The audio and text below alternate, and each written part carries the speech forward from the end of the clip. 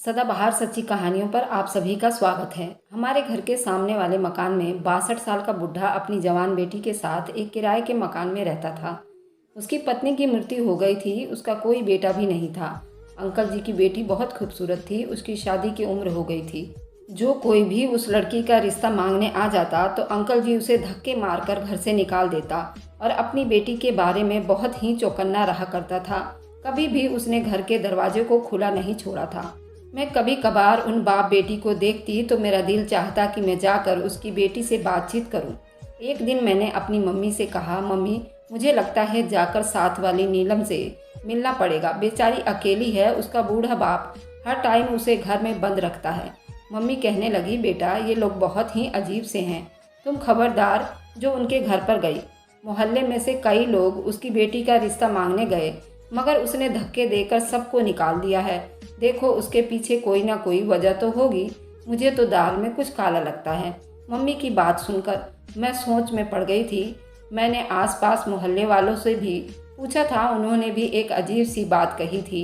एक आंटी तो कहने लगी, मुझे लगता है ये बाप बेटी नहीं बल्कि कोई और बात है। ये आदमी अपनी बेटी से किसी को भी नहीं मिलने देता। आंटी की बात सुनकर मैं परेशान हो गई थी। अगर ये आदमी अपनी बेटी से किसी को मिलने नहीं देता, क्या पता उसके पीछे कोई गहरी कहानी हो, कोई गहरी राज छुपी हो। मेरी बात सुनकर वह आंटी हवा में हाथ लहराते हुए बोली, अरे बिटिया कोई वजह नहीं होगी, बस आजकल का ज़माना ही खराब है, तुम भी उन लोगों से दूर रहो। अब मेरे दिमाग में शक पहले से भी ज़्यादा बढ़ चुका था। मैं किसी सूरत भी उस मामले को यूं ही जाने नहीं देना चाहती थी। एक दिन जब मैं उस घर के दरवाजे के आगे से जाने लगी तो मुझे अंदर से रोने की आवाज़ आने लगी। रोने की आवाज़ सुनकर मैं दरवाजे के पास ही खड़ी हो गई।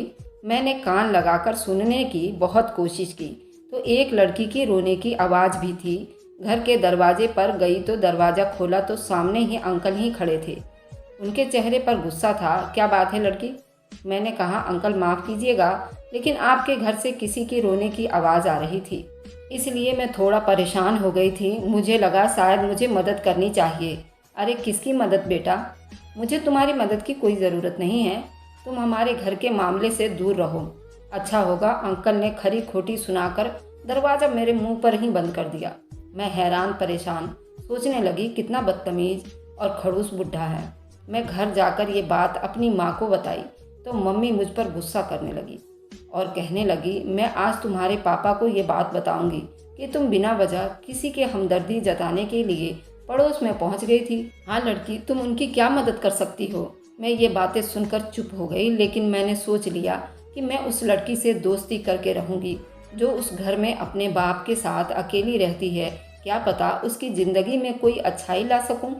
एक दिन मैं अपनी सहेली ममता के घर गई, जिसका घर उसी मोहल्ले के अंदर था।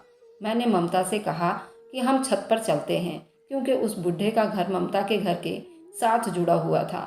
उस घर का आंगन उसके छत से नजर आ रहा था। मैं ये देखकर खुश हो गई। ममता बोली, उसमें खुश होने वाली क्या बात है? मैंने कहा, अब मैं उस लड़की से दोस्ती कर सकूंगी जो उस घर के अंदर रहती है। मैंने अपनी दोस्त को भी सारी समस्या बता दिया और उससे कहा कि मुझे लगता है उस घर में जो लड़की रहती है उसे हमारी मदद की ज़रूरत है।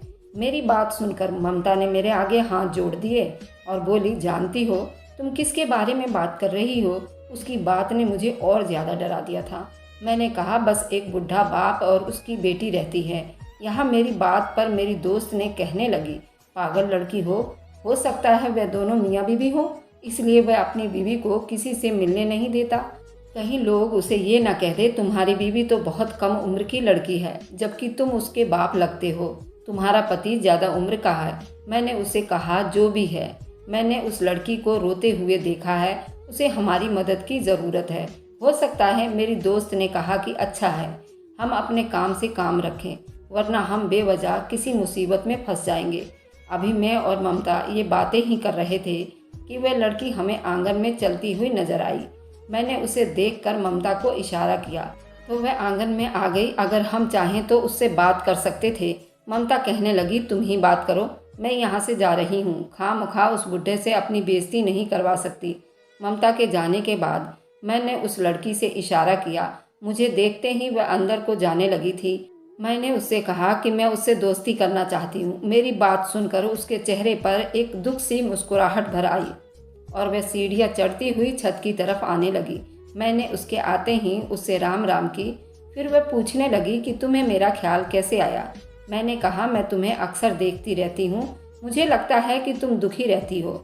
मुझे तुम्हारा बहुत एहसास होता है। क्या तुम मुझसे दोस्ती करोगी?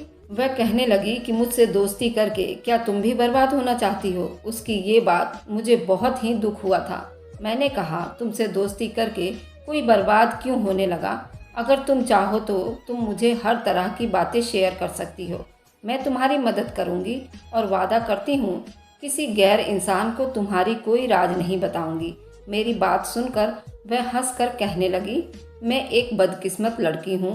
मुझे लगता है मेरे बाप ने मुझे उस घर में बंद करके अच्छा नहीं किया। लेकिन अब जब अपनी कहानी देखती हूँ तो ऐसा लगता है कि पापा ने जो किया वह सब ठीक ही किया।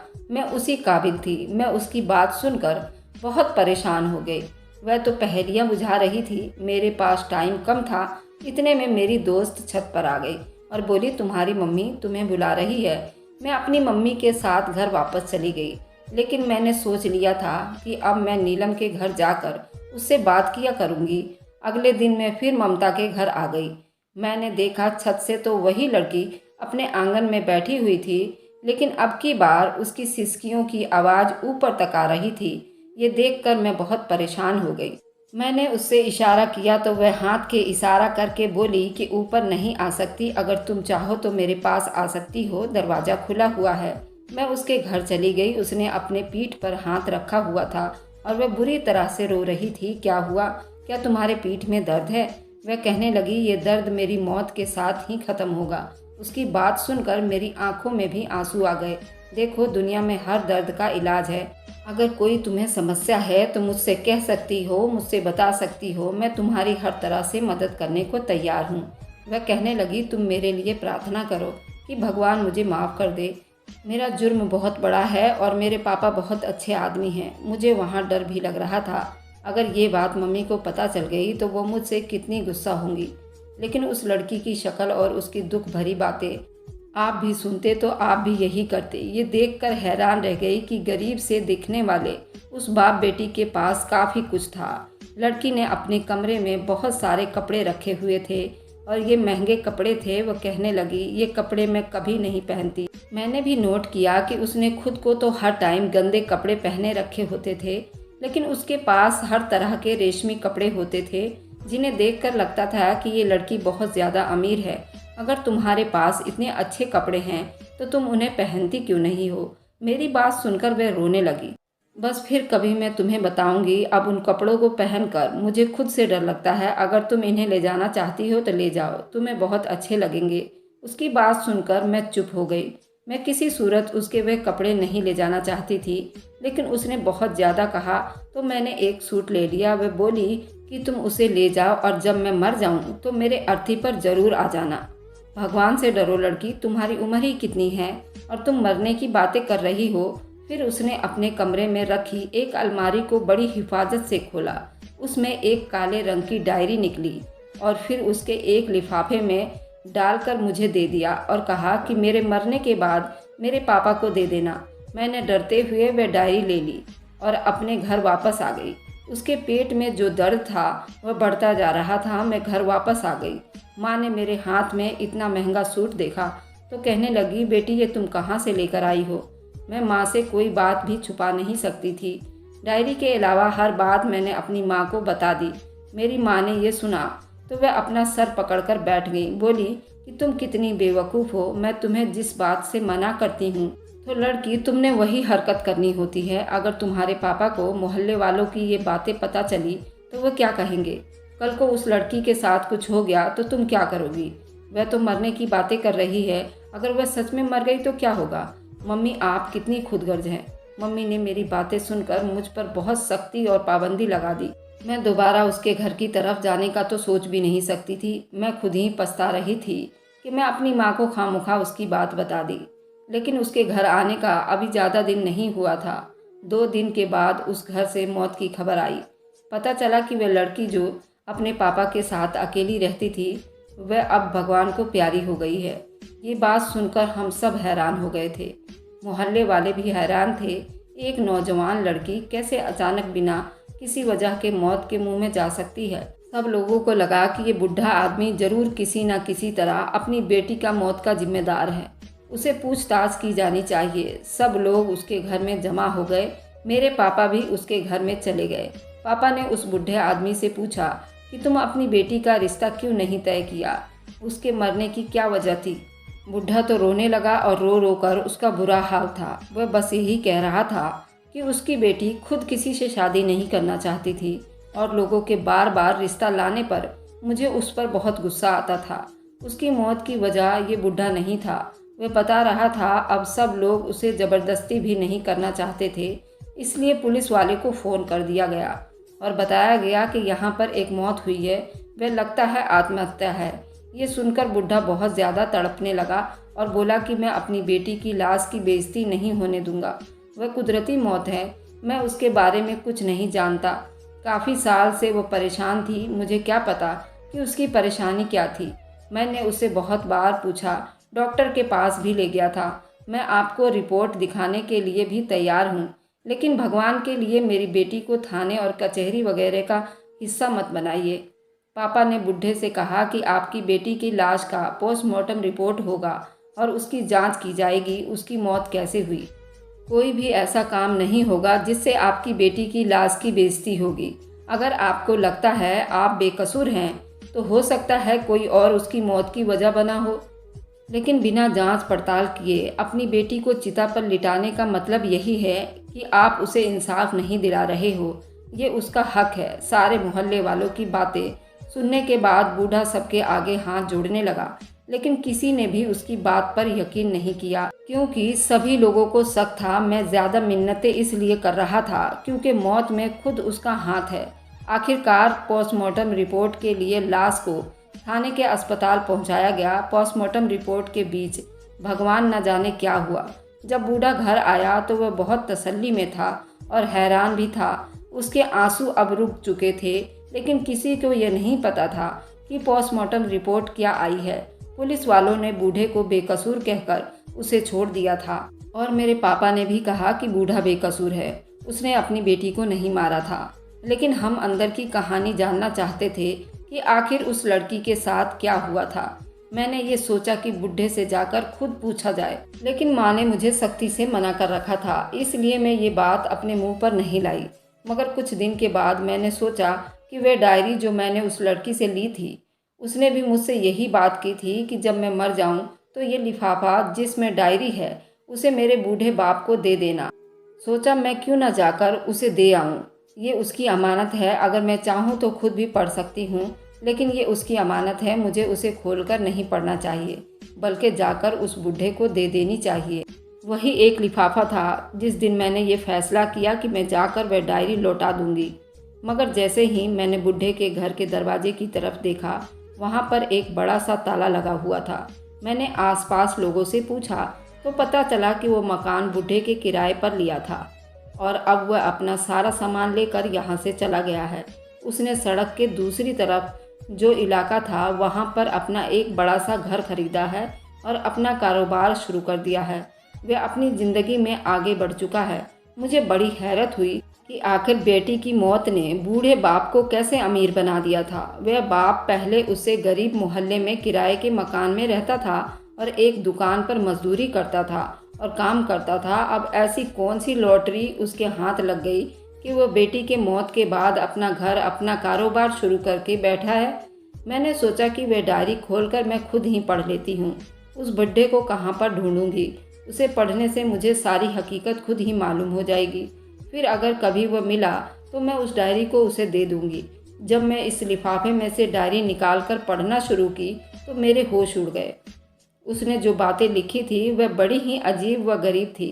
बूढ़े की बेटी ने आंसुओं से भरी हुई शब्द लिखे थे, पापा मुझे माफ़ कर देना, मैंने जो भी किया उसमें गलती मेरी ही थी। उस गलत कदम और उस पाप के बाद मैं आपके सामने सर उठाने के काबिल नहीं थी। आपकी परवरिश का कोई कसूर नहीं था।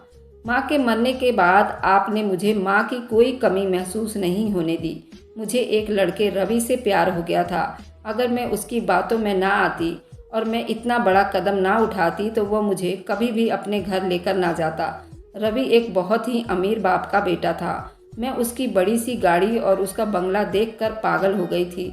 मुझे लगा वह सच में मुझसे प्यार करता है और मोहब्बत करता है और मुझसे शादी करेगा, मगर वह तो मुझे अपने मकसद के लिए इस्तेमाल कर रहा था। मैं रवि को किसी मसीहा से कम नहीं मानती थी, मगर वह मसीहा नहीं, वह तो भेड़िया निकला था। मैं एक गरीब बाप की बेटी थी। मैंने जब उसके बड़े से घर में कदम रखा तो उसने मुझसे यही वादा किया था कि वह मुझे घर की बहू बनाएगा, मुझे उस घर की शहजादी बनाकर रखेगा। लेकिन वहाँ जाकर मुझे पता चला वह तो मेरी इज्जत लूटने के लिए मुझे यहाँ लाया है। मैं अकेली लड़की कुछ नहीं कर सकती थी। मेरी चीख पुकार की आवाज़ किसी ने नहीं सुनी थी। अब मेरे पास कुछ नहीं बचा था। जब रवि अपने मकसद में कामयाब हो गया तो उसने मेरे सामने एक हीरे की चैन फेंक दी और कहा, ये तुम्हारा गिफ्ट है। मैंने यही सुन रखा था कि हीरा निगलने से इंसान की मौत वाकई हो जाती है। मैं अब मर जाना चाहती थी, मैं जिंदा नहीं रहना चाहती थी। इसलिए मैं हीरा की चैन निगल गई। मुझे कुछ समझ नहीं आया कि वह चैन कैसे मेरे हलक से नीचे उतर गई, मगर मेरी मौत वाकई नहीं हुई। रवि ने मुझे थोड़ी देर उस कमरे में रखा और मुझे मेरे घर छोड़ दिया। वह पल मेरे आत्मा पर हमेशा के लिए बोझ बन गई थी। मैं खुद को कभी माफ़ नहीं कर सकूंगी। मैं पापा से छुपकर रवि से मिलती थी और अब मैं मर जाना चाहती थी। मेरे पेट में बहुत दर्द रहता था। मैंने आज तक किसी डॉक्टर को ये हकीकत नहीं बताई थी। मेरे पेट से निकलने वाला खजाना मेरे बाप की गरीबी को मिटा सकता था। मैं जीते जी आपको ये हकीकत बताकर आपकी इज्जत तार तार नहीं करना चाहती थी। मुझ में इतनी हिम्मत नहीं था। मेरे प्यारे पापा, अब तो मैं मर गई हूँ। भगवान के लिए मुझे माफ़ कर देना। आपकी प्यारी बेटी नीलम।